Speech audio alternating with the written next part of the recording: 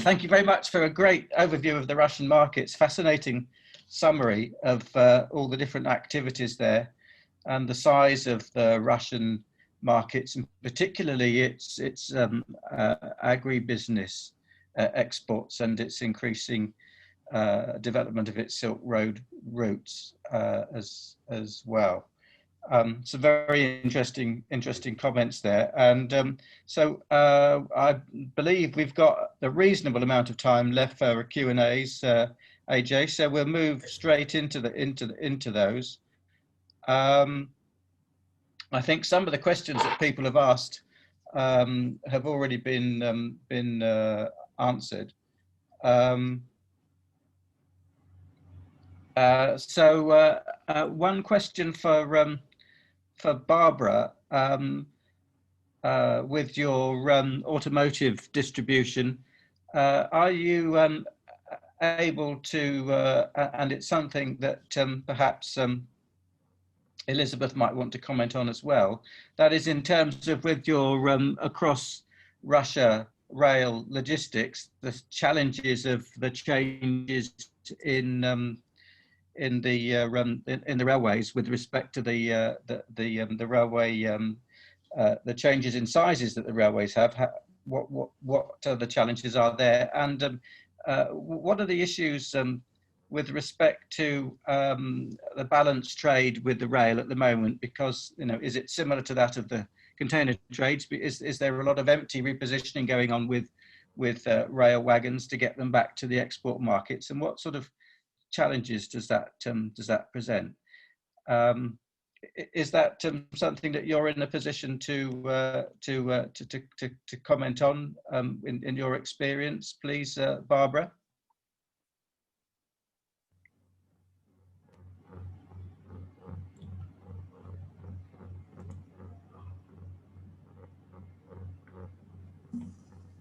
From my experience, from our experience as a dumper company, there is this balance between loaded and empty containers coming from and to China. This is a normal situation because the majority of containers are coming from China as loaded status and going back as an empty. We as a dumper are dealing with automotive projects, and our partners trying to have a balance, and for the time being we've got like two running contracts which we are achieving this balance between loaded and empty. It means that both ways from and to China we are going like a loaded containers. In other part of the projects, our projects and our competitor projects, it looks like this, that the majority is going to China in empty status. It means that there is this balance also on the market, in the concentration centers, let's say, and there is a shortage of empty containers in appropriate places where those containers meant to be loaded. That's why we are trying to help our partners to make a reposition from Małaszewicze, where we've got empty containers, and that's why we started last year an initiative to connect Małaszewicze and Port of Gdańsk, just to make a replacement of empty containers to and forward from the ports. Okay, thank you, Barbara.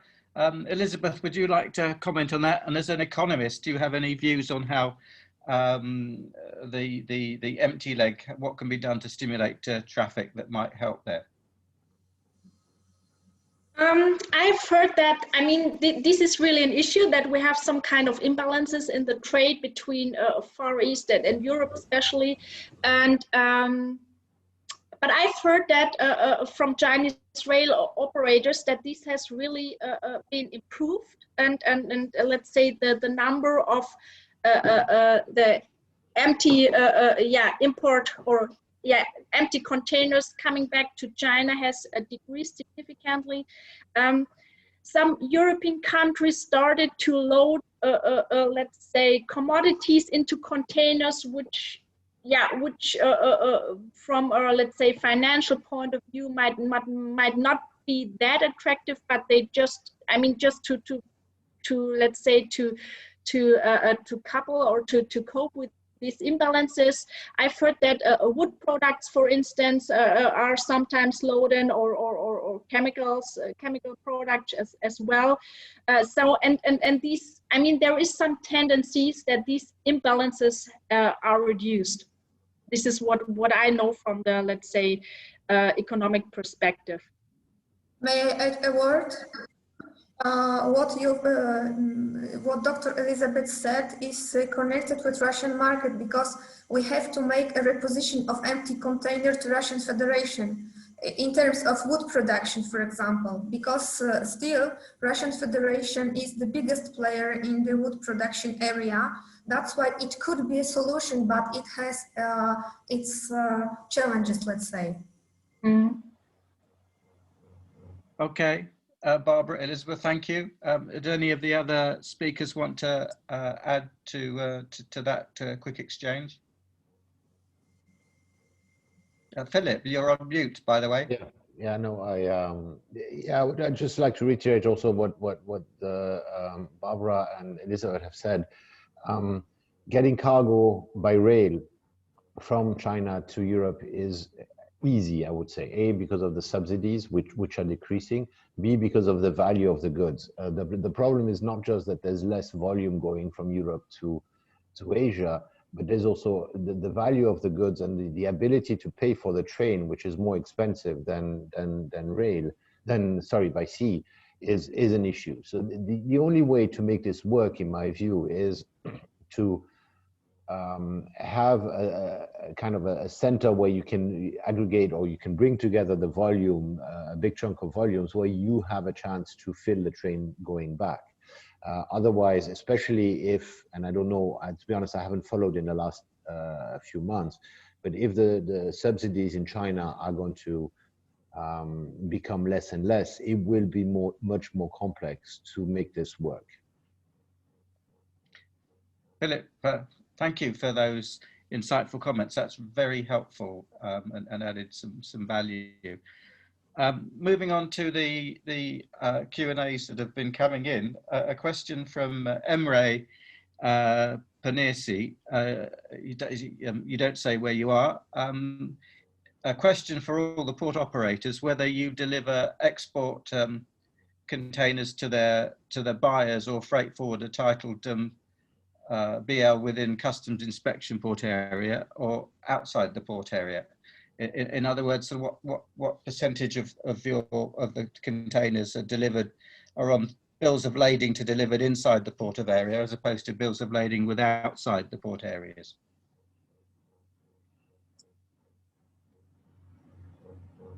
Appreciate that might be a bit of a difficult question without data. Again, I don't have the statistics. And to be honest, we don't track that much. So I'd have to check if I even can find some statistics. I don't know the exact numbers in Estonia. I can tell you the numbers for Hamburg, where and Elizabeth can help me perhaps if I say something stupid, but I think 30 to 35% of the cargo arriving in Hamburg stays within, I would say, 50 kilometers of the port of Hamburg. The rest is then either transshipped on vessels or goes by rail. So and I would guess that in a country like Estonia, the number would be slightly lower than that, and it very much depends on the specific geography of the country and where are the main consumption centers, what activities are done within port vicinity, i.e. unstuffing of containers and moving them by truck then to the final destination. Okay, Philip, thank you. That's very helpful. Now, a question from Atul Kulkarni from India. Thank you for your question. How are the activities in the Baltics? How are they likely to emerge post-COVID? His question is, aren't all ports in the Baltics, e.g. Riga, Muuga, competing for the same hinterland traffic?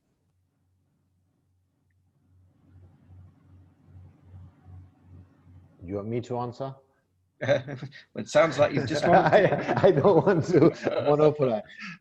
Yes, in a way, the different ports in the Baltics are competing for the same cargo. In the way, all the Baltic ports were in the past a way also for Russia cargo to get in and out of the country. So Russia cargo is becoming slightly less because Russian ports are capturing more of that, and it's also a little bit of a political issue. So partially, yes, they are competing. Partially, I think there's more natural markets, like, for example, Estonia, clearly Finland, and I would say the eastern part of Sweden is very close to Estonia. So those would be the primary points where Estonia would be a key entry point, and then volumes going down. And we're talking here about paper industry, about forest industry, etc. All the stuff that's done in Finland. I would say Poland and Riga, Klaipeda are, from a geographic point of view, more oriented towards South Sweden, and in that sense also partially, and especially Poland, Gdynia is partially competing also with Hamburg. A lot of the traffic going to Central to Eastern Europe was going via Hamburg, and our Polish friends are making our lives difficult nowadays. Okay, thank you very much. A question for Mrs. Schoppmann. I mean, you touched on this during your presentation about the more frequent uses of the more frequent usage of the Arctic Sea routes. Would you like to expand a little bit more on the comment you made there?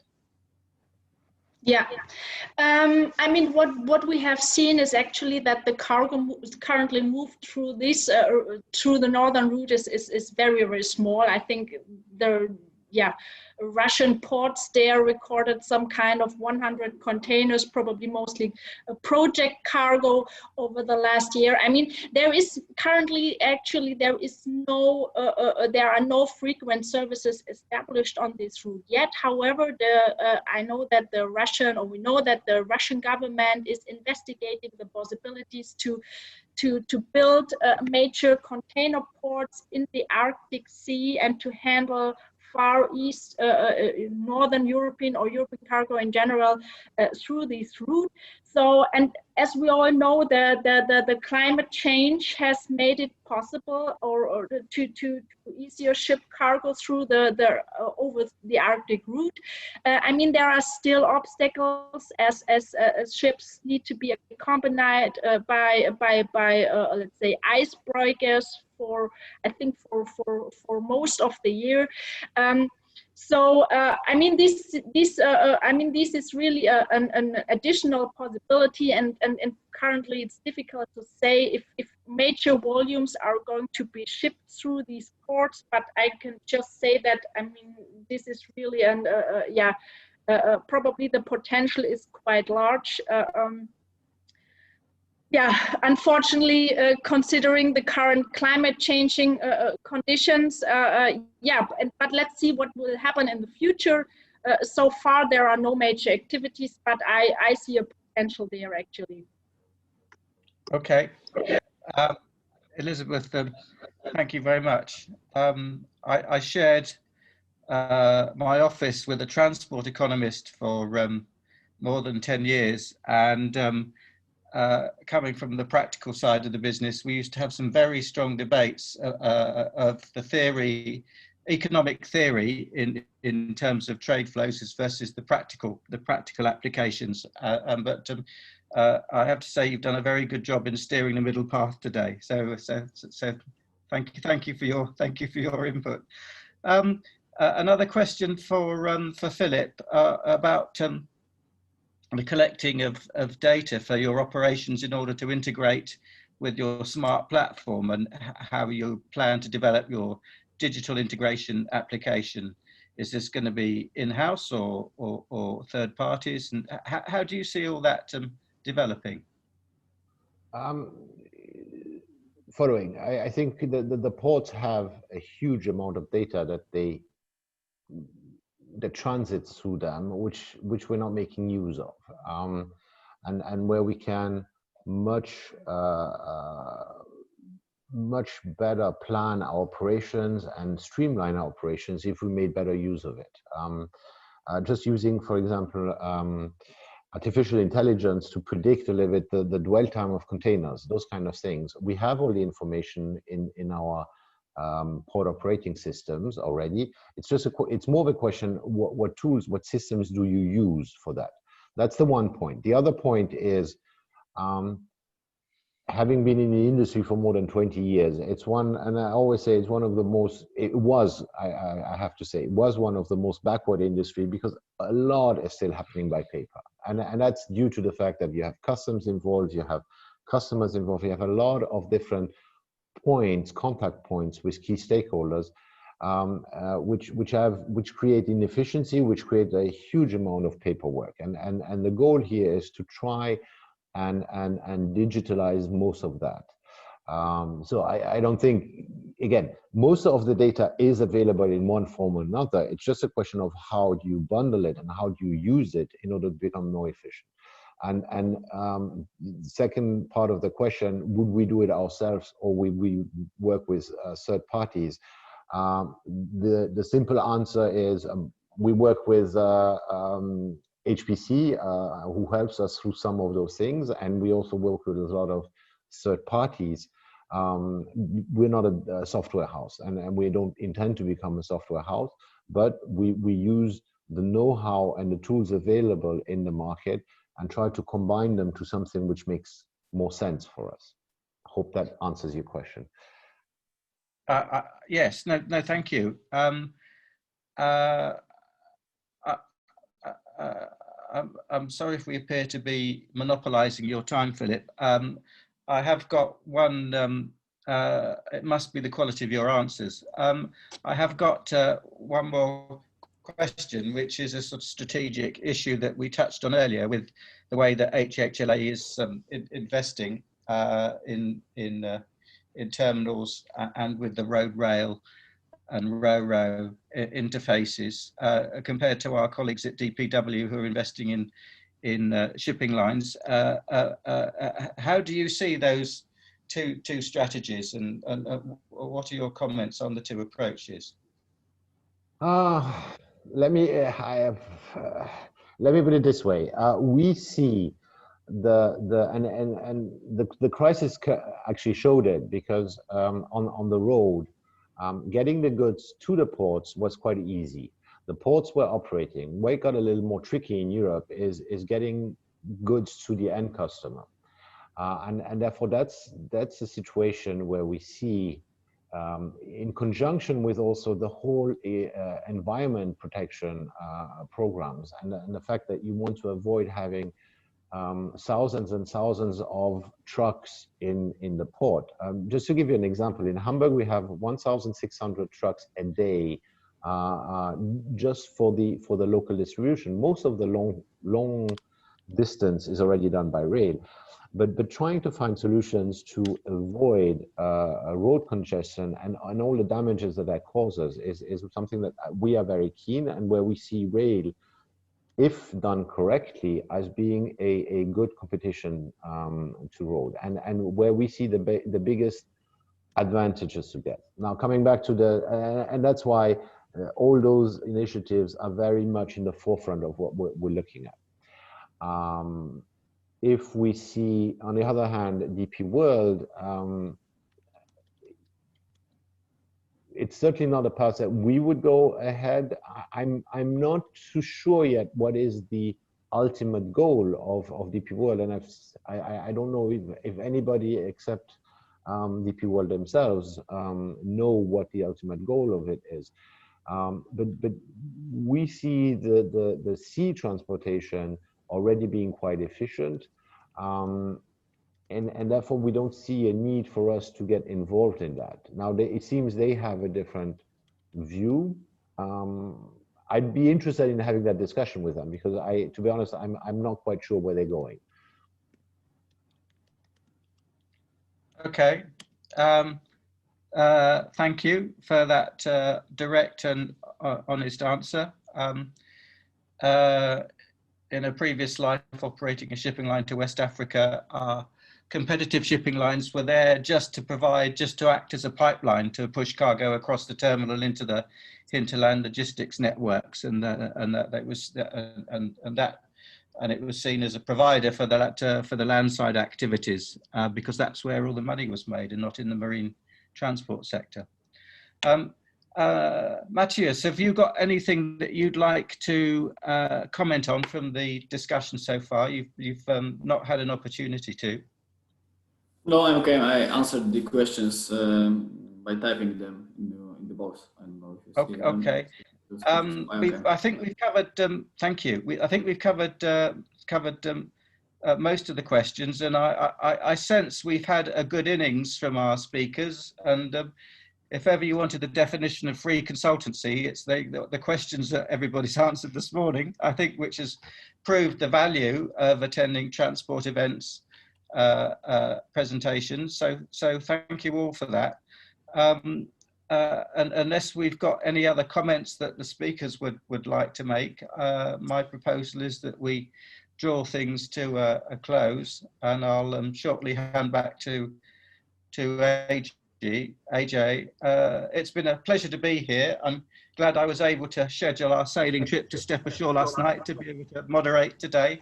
It's bump-started my brain, and your comments have all been very insightful, and I'd like to catch up with some of you separately. Our thanks to our sponsors with their braking systems, and given that you're German based, I can see some of the German Formula One drivers could do with some of your products, but they've not been doing too well recently, and perhaps there's a sponsorship opportunity for you there too. And on that note, I'll hand back to AJ. Thank you, Steve. A special thank you to our moderator, Steve, for his time in joining us today to moderate the webinar. Once again, we would like to thank SIBRA for sponsoring this webinar. Michael, thank you very much indeed to you and your team. I would also like to take this opportunity to thank our panelists, Michael, Dennis, Barbara, Matthias, Philip, and Dr. Elizabeth, for their time preparing their insightful presentations during today's webinar.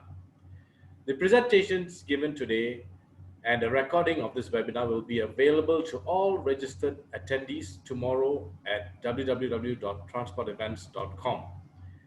Thank you to all our viewers for your attendance. We hope this webinar has been valuable and informative and helps you develop some new business from what you have learned here today. Please join us next week on Thursday, 10th September at 10 a.m. CEST or 4 p.m. Hong Kong time for our next webinar by Transport Events entitled Port Technology and Service Reliability. May I ask everyone to follow us at Transport Events on LinkedIn and visit our website www.transportevents.com for latest information on our market-leading annual events and weekly webinars. You may contact me directly at ajay@transportevents.com for further assistance, spelled AJAY at transportevents.com. I would also like to invite you to email me if you would like to have your company's latest full color logo and company details exclusively branded before, during, and after one of our future webinars in the same way we have done for SIBRA today. May I wish our valued moderator, our wonderful speakers, and our viewers everywhere in the world a goodbye for now, a good day, and looking forward together to better days ahead. Have a nice day. Thank you. Thank you very much. Have a nice day. Thank you. Goodbye. Many thanks. Bye-bye. Goodbye. Take care and bye-bye. Take care. Bye-bye. Take care, everybody.